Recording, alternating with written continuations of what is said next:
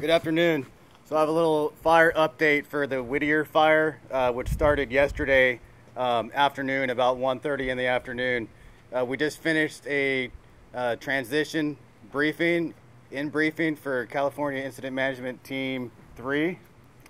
Mark Vontillo, he'll be taking over the incident, transitioning with our local forces sometime this evening, probably around 1800. The fire started yesterday during the peak of the heat wave. It was about 110 degrees in the area, and quickly grew to the current size estimated of 7,800 acres. It's been a rough fight. We have approximately 5% containment. The fire is burning in an area that hasn't burnt in probably 60 years or older in some cases, and the area has been affected by our drought for the last 5 years, which has been the most severe in California's history. We did have good rain this last winter, which has brought an abundant grass crop, but did not relieve the tree mortality and drought stress fields. Let's hold on for 1 second.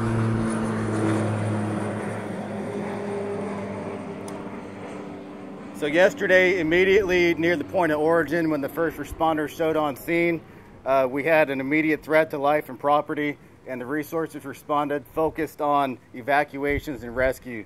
So the fire was able to get established, but our responders did a great job with the first priority of public safety. So all those evacuees were evacuated unharmed.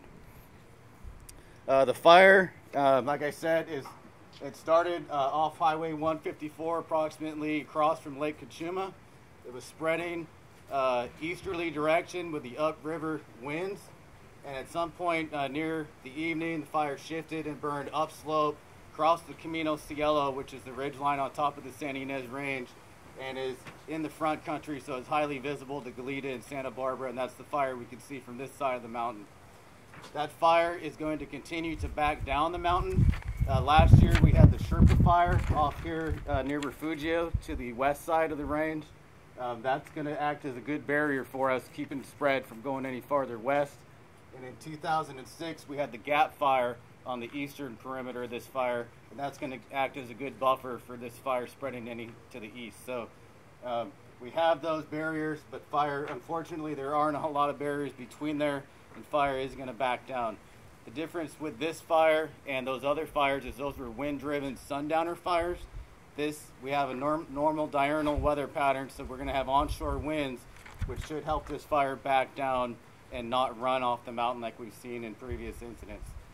On the back side of the mountain, like I said, this lack of fire history is going to continue to be a challenge for us. This is all old growth, chaparral, and heavy tree mortality with the oaks on both sides. So that's going to be wind affected every afternoon with those onshore upriver winds. And so we have two different fire environments that we're going to be working. Resource challenges, we have other fires in the area and throughout the state. So we've been having a critical need with hotshot crews and Type 3 engines in particular. Those are coming, but they're few and far between, so our local resources have been battling out. Most of the stuff that was on initial attack is still out there now while we're waiting for help to come in and give us relief. Aviation-wise, Santa Maria Air Tanker Base, which is just a short flight away, has been huge in helping us minimize the spread. We've had great success with them with the turnaround. And last night we engaged the night Forest Service helicopter, which is in South Ops or Southern California. We had the night air attack, which helped us with recon and mapping and was a huge asset. So we'll continue to apply that aviation tactics where appropriate, night and day. And that's all I have for the current situation. I'll be available afterwards for questions.